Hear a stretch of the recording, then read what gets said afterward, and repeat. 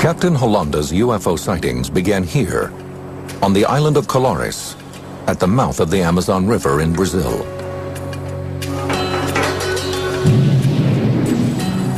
Though it is only a 2-hour drive from the bustling city of Belém, it is a world away in terms of culture and technology. They are poor people. They are fishermen and farmers, people who lead a very peaceful life.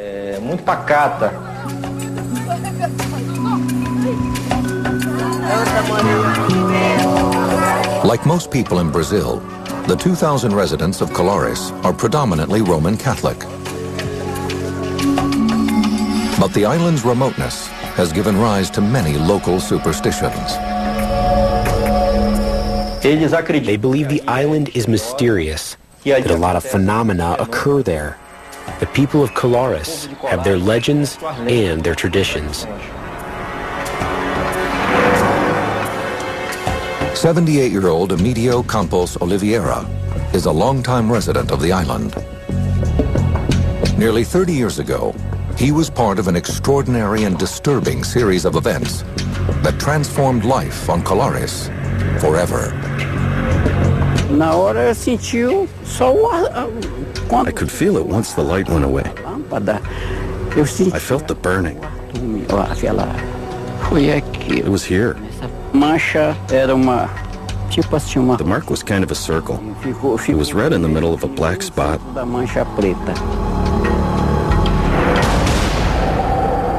It began on a warm night in October 1977. Around 11 p.m., Oliveira is ready for bed.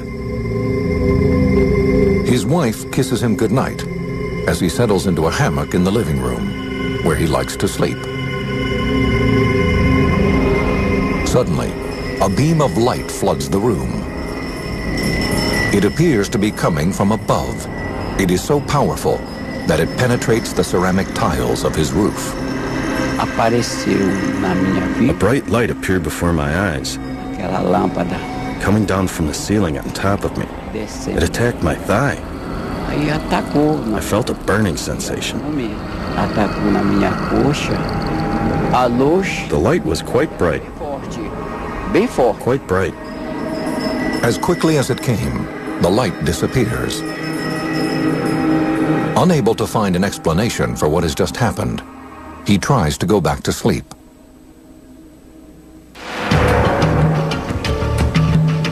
Days later, at about 8 p.m., 24-year-old Orivaldo Malaquias Pinheiro, a local fisherman, sets out with a friend for some night fishing.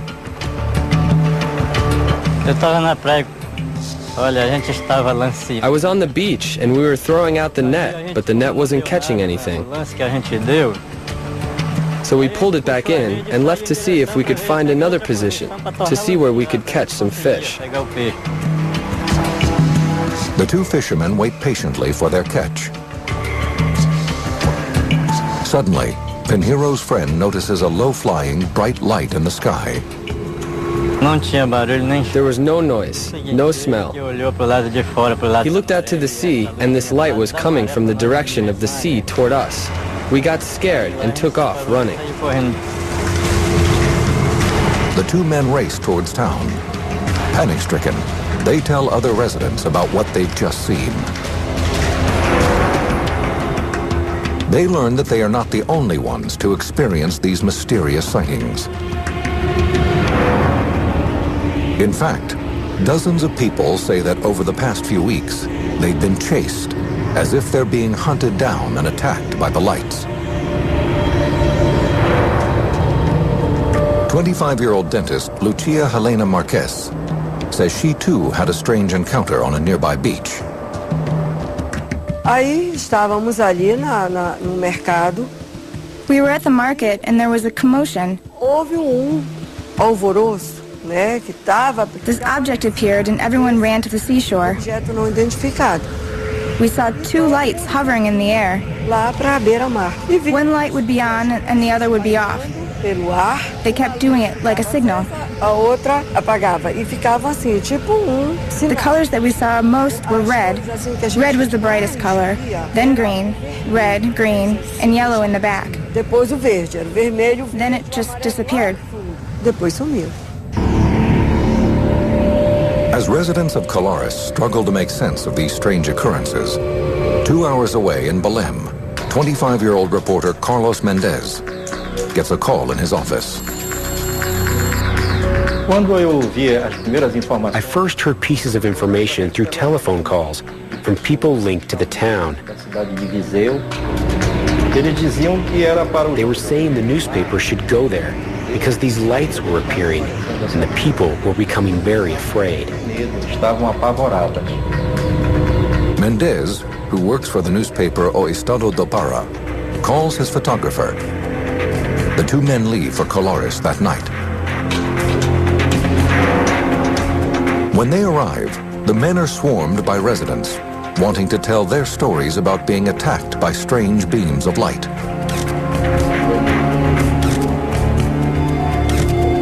Some even say they have been wounded by the lights.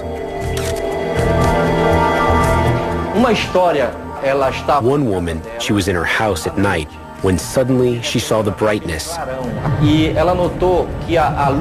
And she noticed that the light was shining on her house. It pierced the roof and lit up the bedroom. The woman says her legs and arms were paralyzed. And the next day she noticed something strange on her chest. On her breast there were marks, as if someone had perforated her breast a number of times in the same place with a pin.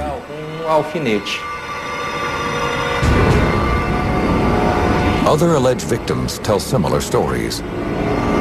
They also say that while they were immobilized by the light, they felt as if it were somehow sucking their blood. Reporter Carlos Mendez never sees the lights for himself. He doesn't know what to make of the bizarre stories, but he can see that the terror is real. I noticed a lot of fear in those humble people. It was a sign that something very bad was happening. Over the next 2 months, the sightings increase and the island erupts in panic. Over 80 people report being targeted by intense beams of light. The stories were always the same. The lights came down from space, sucked on those people, paralyzed these people, and affected these people. They couldn't understand why they were being attacked, but they said they were attacked violently.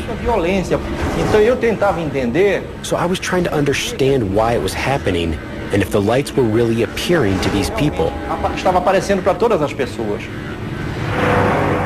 The locals become so alarmed that many of the women and children leave town.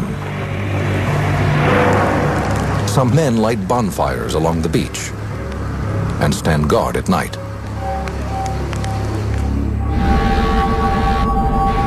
Others stay locked in their homes for fear of being targeted. I saw the people's fear. I saw the feeling of terror these people had, and I saw the plea for help that the people were making. It seems as if someone or something is attacking the people of Colares. No one knows why.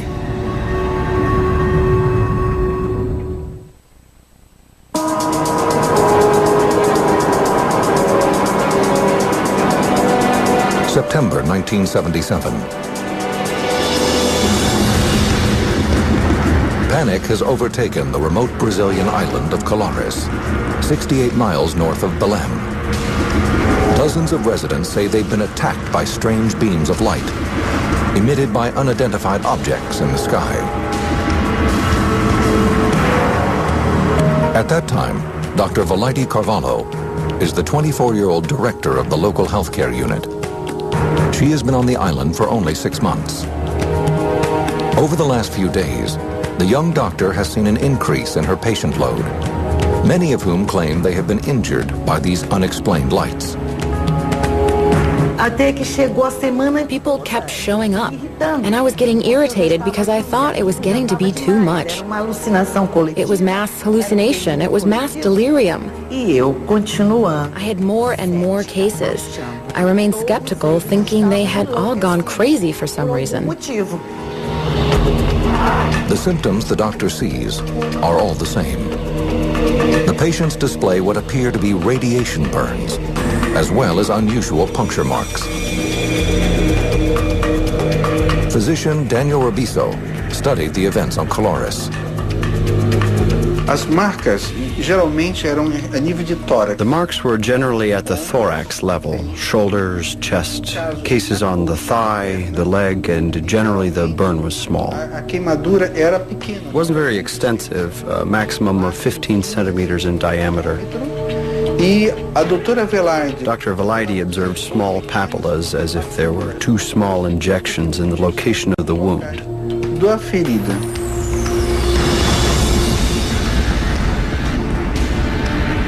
Victims report that these burns were caused when the light made contact with their skin.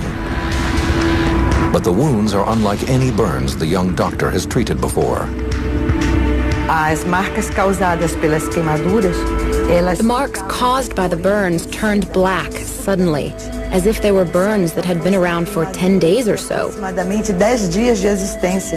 However, many times it had only been 10 minutes since they were made. And the doctor's most disturbing cases are yet to come. In September, she examines a woman whom relatives claim has been attacked inside her home by a bright light. She arrived being carried by family members. She was already in a state of spasms, as if she was having cardiac arrest. Her mouth was shut tight, her eyes were closed, she had no reflexes at all. Carvalho tries to stabilize the woman's condition, but there's no sign of improvement. There was nothing more we could do. The only thing left was to put her in a car, since we didn't have an ambulance, and drive her to Belém.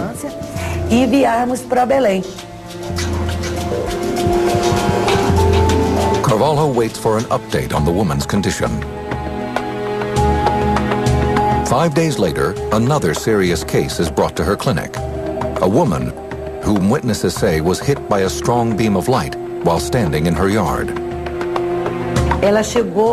She arrived in a squad car in such a profound state of rigidity that they couldn't fold her into the car.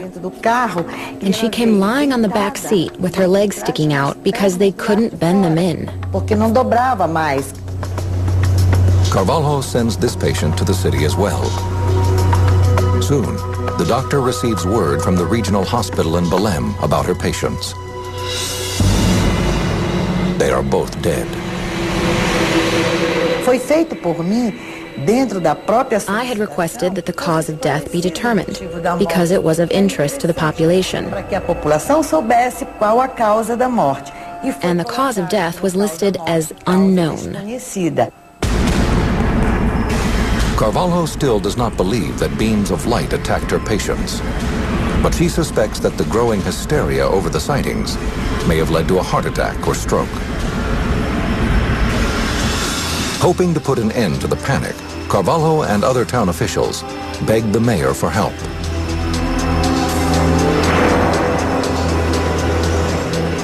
In September, the mayor contacts the Regional Air Command of the Brazilian Air Force, or COMAR.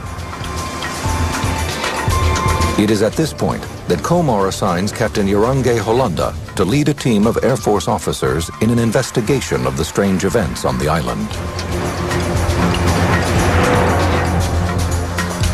According to reporter Carlos Mendez, who is researching the events on Colares, Holanda's team may have been dispatched because the area has been the site of repeated guerrilla attacks by communist rebels. The reporter believes the Air Force assumes the lights are being created by weapons fire in the jungle, and Holanda's job is to track down the rebels.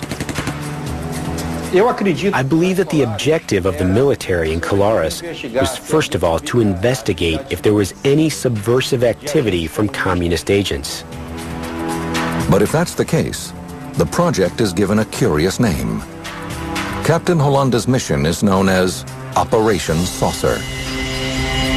He assembles his team quickly. 37-year-old civilian Piñón Frias is brought on as a pilot. There was suspicion that it was a type of device that was violating Brazilian airspace. We didn't know what country it was from, but something was violating airspace. The Air Force has the obligation to verify what it's about. At the beginning of September, Holanda's team of officers, engineers, and scientists arrives on Colares.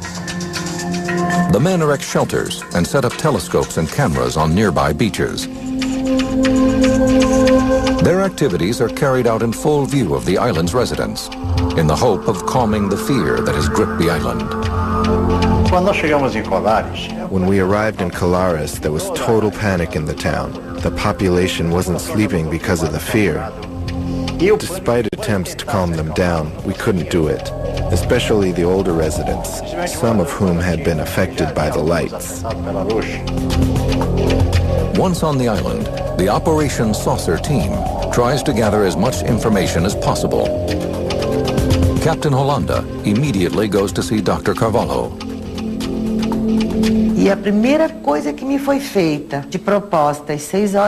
The first thing proposed to me at 6 o'clock in the morning when I received the Air Force entourage was that I tell the community from that point on that all these cases of affected people were mass hysteria. For the doctor, the meeting is an early sign that the Air Force is not interested in seeking the truth, but in covering it up instead. Carvalho refuses to go along with their plan. I couldn't trick a community that expected so much from me, especially support and credibility. Holanda also meets with local eyewitnesses, including then 48-year-old Emilio Campos Oliveira, a resident who says he's been burned on his thigh by the light. They came to see me. They photographed where I was hit. The only ones who saw my mark were people from the Air Force. They saw the mark. The sightings continue throughout the next 4 months. Captain Holanda's team is busy collecting information from witnesses and town officials. Their surveillance equipment is in use 24 hours a day. But the Air Force does not release their findings to the public. Those who think that Operation Saucer will help determine the truth are disappointed. Instead, some believe a cover-up has already begun.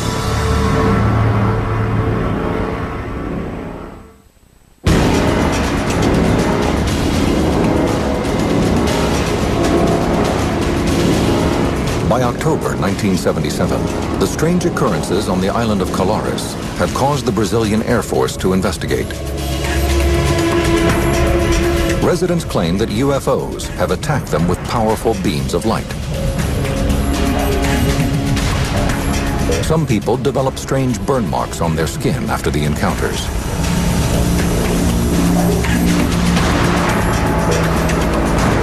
Two women have even died.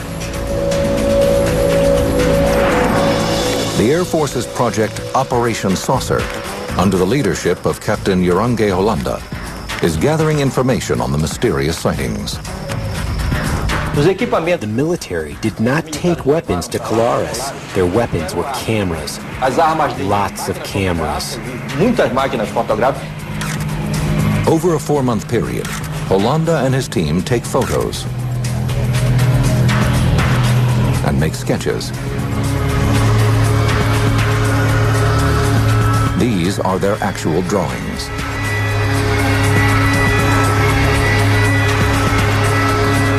They also conduct interviews with the residents, including Dr. Valaide Carvalho. She has treated dozens of patients who claim they have been attacked. Initially, the doctor is skeptical about their stories, but soon she experiences a UFO sighting herself. It is around 6 o'clock. Carvalho is returning home from her shift at the local healthcare unit and sees a woman faint.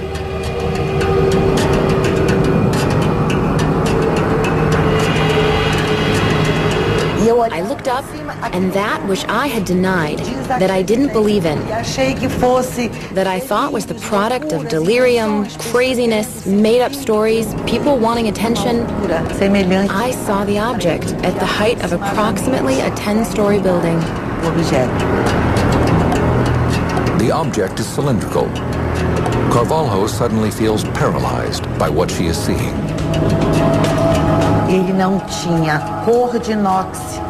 It didn't have the color of stainless steel, or the color of silver, or the color of anything else.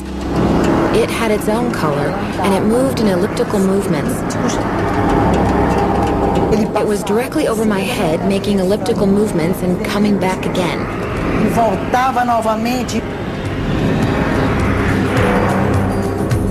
According to statements from witnesses, at this exact time, the Air Force picks up a signal on the radar his men have set up on a nearby beach.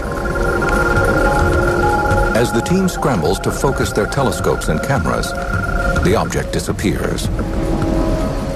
It turned toward the bay and headed out to sea. Hollanda and his team continue their surveillance on Colares. They collect over 500 photographs and 15 hours of film, showing what appear to them to be bright lights high in the sky.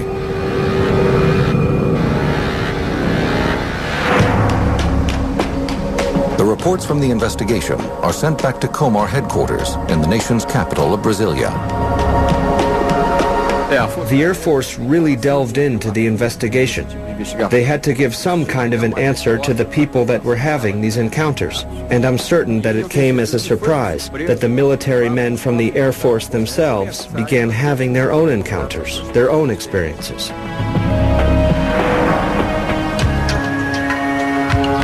In December 1977, ufologists A.J. Gevaerd and Marco Petit are hard at work writing for the Brazilian publication UFO magazine when they hear about the stories from Colares. The military operation is the first military operation that we know of in Brazil and probably in the world, entirely dedicated to try to understand what was going on here involved in the UFO phenomena.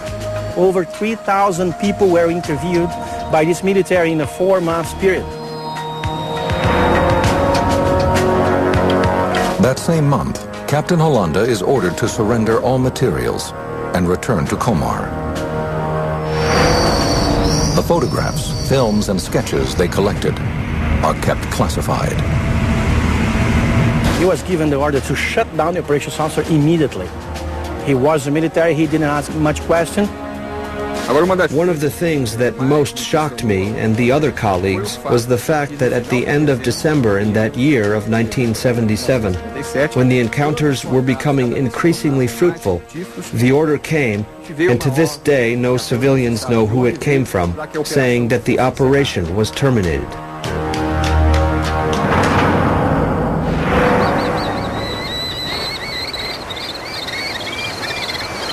Over the next few months, reports of strange sightings and bizarre attacks subside. In time, the stories about mysterious lights in the sky drift into local legend. For the next 30 years, Operation Saucer is kept under wraps, but Captain Hollanda does not remain silent forever.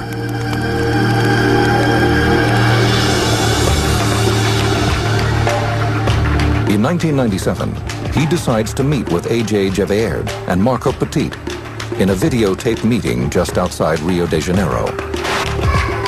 In this rarely seen video, the captain gives his chilling account of what happened on the island. The ship gave an explosion like thunder. A very strong explosion and brightness. It took off at incredible speed toward the atmosphere. And disappeared among the stars.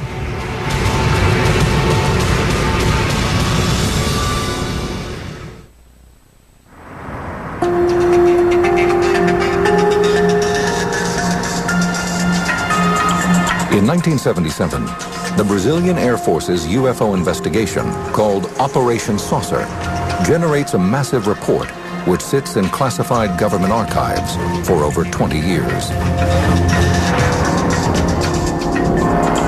The files contain roughly 500 photographs and 3,000 interviews with witnesses who claim that they were attacked by bright lights in the sky over the Amazonian island of Colares.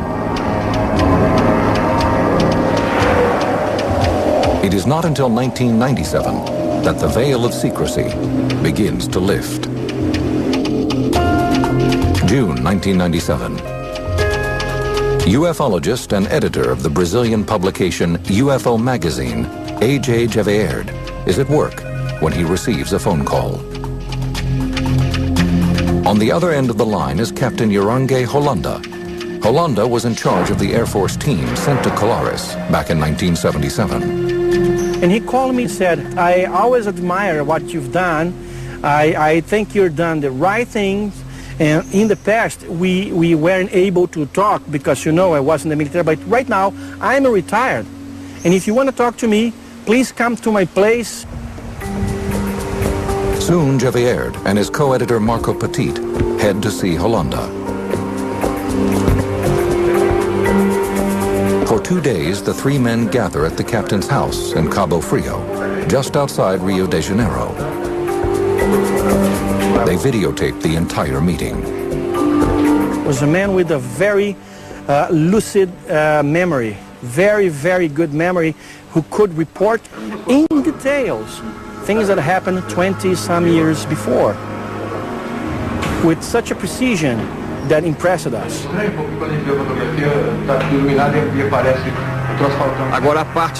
The most important part, without a doubt, is his description of the encounters he had with these ships. He came face to face with ships that sometimes were 100 meters in diameter, of varied shapes, and that really placed him in a situation that few people, in global terms, had the opportunity to witness.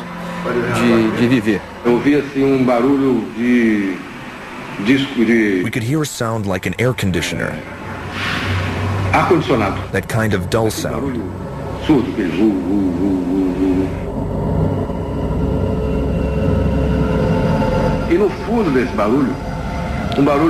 And deep inside the sound, there was a clicking noise, like the sound of a ratchet. This noise coming from the ship was very clear.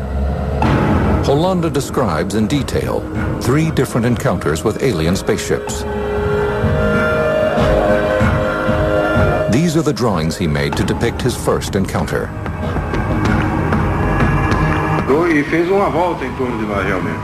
He told the researchers that his second encounter occurred one evening while he and his team were standing on the beach. The light came close to us and stopped high. It was high, quite high up there. But it stopped and actually made a circle around us. It made a circle and then took off toward the east. The captain then describes his last and most shocking encounter. He tells the ufologists that he was visited by a humanoid from one of the ships while he was in bed. I was lying on my side. Suddenly, a very powerful flash lit up the room. I was startled. I heard a strange thing, and immediately afterward, there was a being behind me, hugging me. It was a rather strange situation. The captain then goes on to describe the alien. It was 1.5 meters tall, more or less, dressed in a suit resembling an astronaut or a diving suit. It was kind of soft. It wasn't very tight. I didn't see the face. It had a mask that was lead gray, and I couldn't tell the details of the face. I didn't see any eyes. I didn't see any shape. Holanda also tells the researchers that the alien spoke to him. I was very frightened. And that thing behind me, hugging me, squeezing me. And it spoke into my ear in Portuguese, with a sound It seems like a computer, that metallic voice. Computador. Metalizada. It spoke into my ear. Take it easy. We're not going to do you any harm. Hollanda says that the alien then disappeared. He could tell us with such a precision what happened. And you can see that there was a great variety of objects operating in this area. Some objects, strangely, they would come from the jungle. They would come from between the trees. Some other would come from the sky. And a few others would come from the water. That's very amazing. The captain makes another startling claim. He shows the ufologists his arm. There appears to be an object implanted under the skin. He says that the alien put it there during his last encounter. Flexible, plastic. Here, you press and it shows up there. This point here. Did you ever get it x-rayed? Yes, but it didn't show anything. In July 1997, Hollanda's story is published in Gevaerd and Petit's UFO magazine. But those hoping that his startling disclosure will lead to a second investigation are disappointed. Instead, a new chapter of the Colares mystery begins. On October 2nd, 1997, Captain Hollanda dies. The official cause of death is asphyxia, but it is not clear if the death was accidental, suicide, or perhaps murder. According to colleagues, Hollanda did have a history of mental illness and had attempted to kill himself before.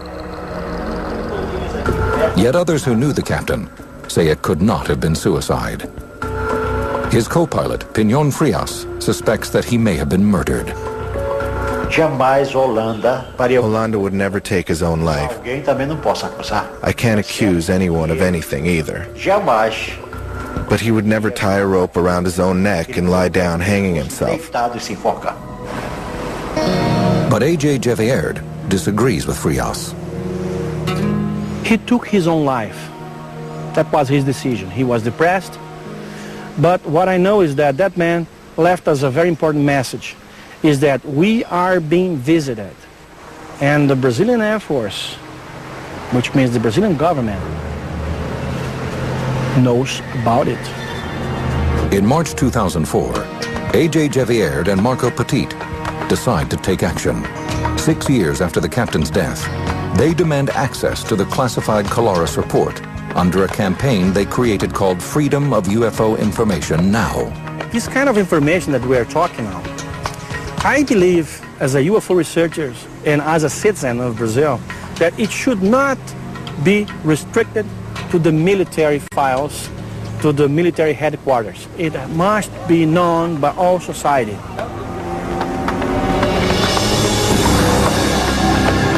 In the Air Force archive, Gevaerd and Petit will find these sketches and photos made by Hollanda and his team. Records that have been hidden for over 30 years.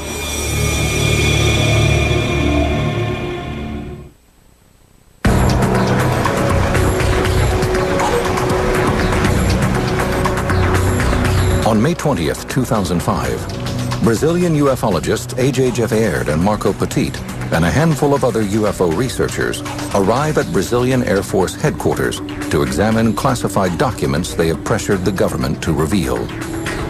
These files contain information about the 1977 military investigation called Operation Saucer.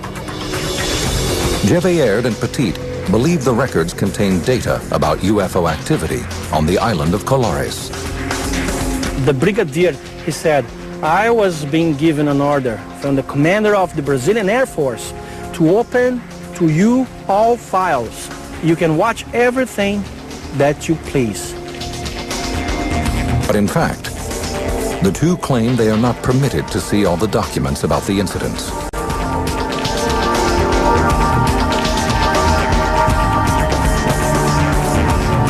These are some of the photos they examined. Out of more than 2,000 pages of text, 500 photographs and over 15 hours of film, they are only permitted to view 110 photos and 200 documents. The materials are both illuminating and puzzling.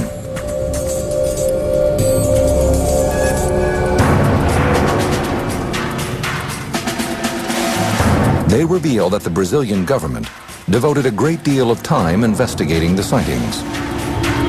They document numerous statements given by eyewitnesses.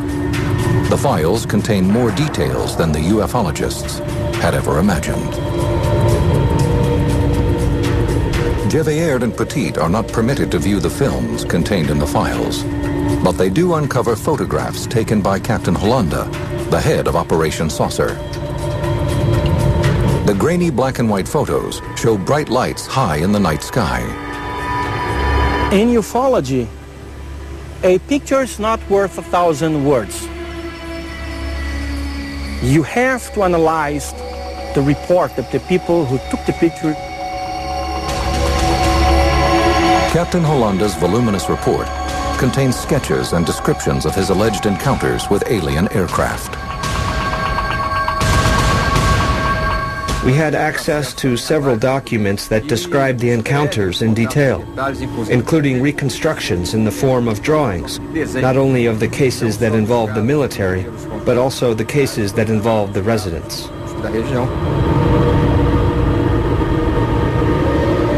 The documents describe several different encounters with the mysterious lights. The UFOs could come closer to people, and sometimes they could get small, shrink it, or enlarge it, get lighter, like more illuminated. The report concludes by describing the burn and puncture marks supposedly caused by the lights, but offers no proof that they are connected. The report leaves this and many other questions unanswered. It does not attempt to determine the source of the lights, or try to debunk the speculation that they came from alien aircraft.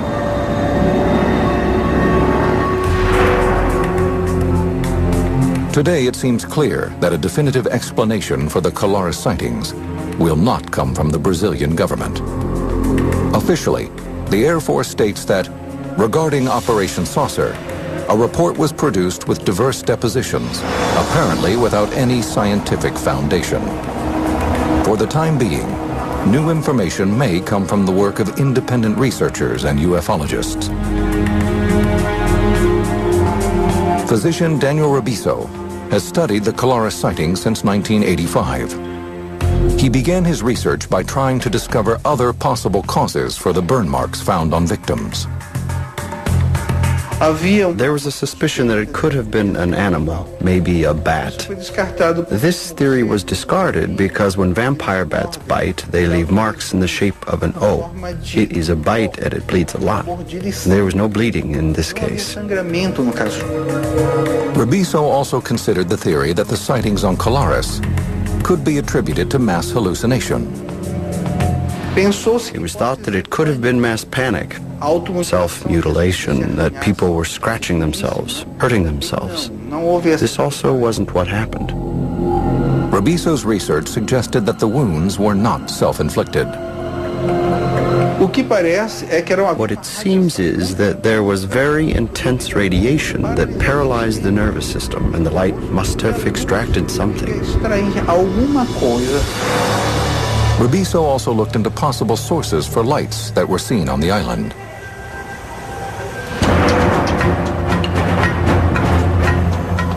At the time of the sightings, the Brazilian government was fighting communist guerrillas in the state of Para, in which Colares is located. There was the suspicion that it might be a weapon, some clandestine maneuvers of guerrillas using devices to frighten off the population in order to bring in weapons, munitions, and war supplies to Para. Despite reports of guerrilla activity, the government will neither confirm nor deny the information.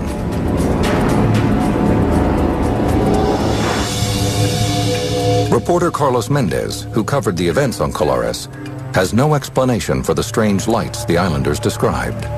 But he believes that the remoteness of Colares and the superstitions of its inhabitants may have played a role in keeping the stories about UFO sightings alive. The people were shocked, frightened.